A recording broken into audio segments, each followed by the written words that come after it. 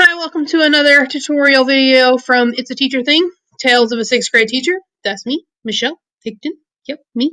Today I'm going to be showing you how to use Flipgrid. Flipgrid is a great tool. It is really good in these e-learning unsure days that we're chilling with right now.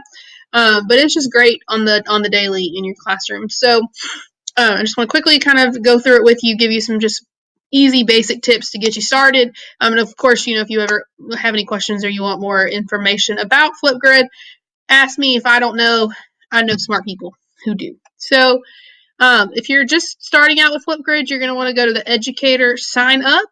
I'm already in Flipgrid, so it won't let me sign up.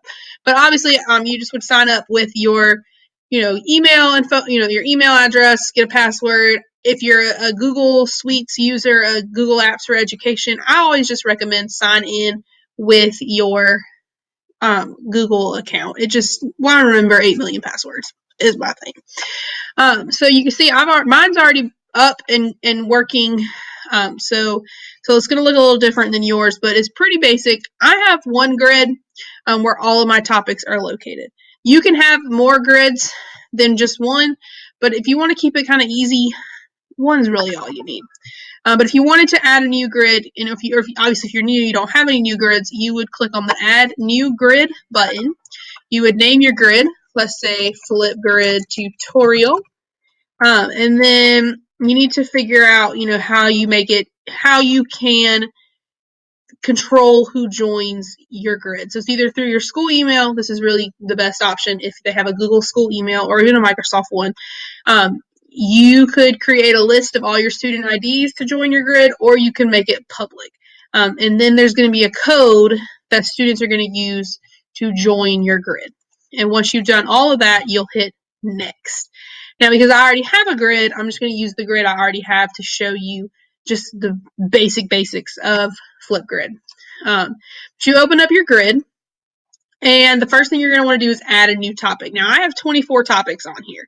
I have topics from as far back as 2017, which I could probably delete. But you can click on a topic, and you can see the kids' posts come up.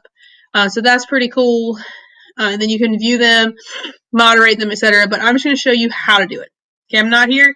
Well, I'm trying to make you think Flipgrid is cool because Flipgrid is cool, but I'm really just trying to give you a quick, a quick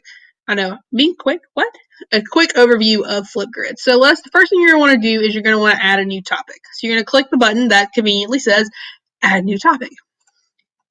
And it's going to come up with a screen that looks like this. It doesn't matter if you've done Flipgrid before. It doesn't matter if you haven't. This is what it's going to look like. So the first thing you're going to want to do is you're going to want to name your Flipgrid. Okay, so for this one, I'm going to go ahead and I'm going to put day 3, check in and good things.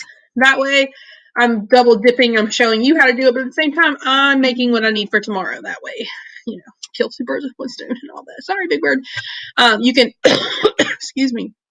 You can change the recording time. I like to keep mine at 1 minute and 30 seconds. Ooh, I gotta sneeze. That is a good time frame. It's not too short. It's not too long. And kids that want to talk a little more, they can. If they don't, and they want to make it brief, that's fine too. And then you're going to just add your prompt. Hey, everybody. Welcome to day 3 of e-learning. Check in here. Tell us how your day is going. And I look forward to hearing from you. Okay, now if you're doing like a prompt that you want them to respond, hey, explain how Mesopotamia and Egypt were different. Yeah, that's where you would put there, and they would see the question that you're asking them. And then there's all sorts of different things that you can use here. You can add an emoji. You can go with a Newsella article, Nearpod, record a video, anything to add to your topic. And then you can't see it very easily because my big head is hiding it and I don't know how to move that. But right here, there's a button that says more options. Trust me, you're going to want to click on that. And once you click on that, there are different things you can do. I don't use all of them, but so you can explore that kind of on your own. The major thing you want to look at is I highly recommend you moderate your topics. Okay. If you moderate them, your videos are hidden until you activate them. So that way a student's video, they post a video and you have to approve it before everybody can see it, because kids are always appropriate. They're never going to do anything wrong. They're never going to use bad words. They're never going to look at things they shouldn't look at because they're perfect and they're angels. So this is really not necessary, but moderate your videos. It's up to you if you want to allow students to reply with videos to another student. I let them reply on the good things video thread. That's it. Otherwise, I shut down replies. But this way, if somebody says, hey, this is what I got for my birthday, they can reply and be like, oh, that's cool. And then you can make your topic active now or not now. I'm going to make mine active Tuesday because that's when we come back to e-learning. So you can schedule for when the video thread starts, which is pretty cool. And then there's just all, they can trim their videos, they can like other student videos, they can add a title and hashtags and all sorts of weird stuff. And then you can add feedback. And then the last thing you're going to do, you can kind of see it down here. If my big head wasn't here, you'd be able to see it. But it says create topic. That's what you want to click to make sure your topic is ready. And then you just have to share the link.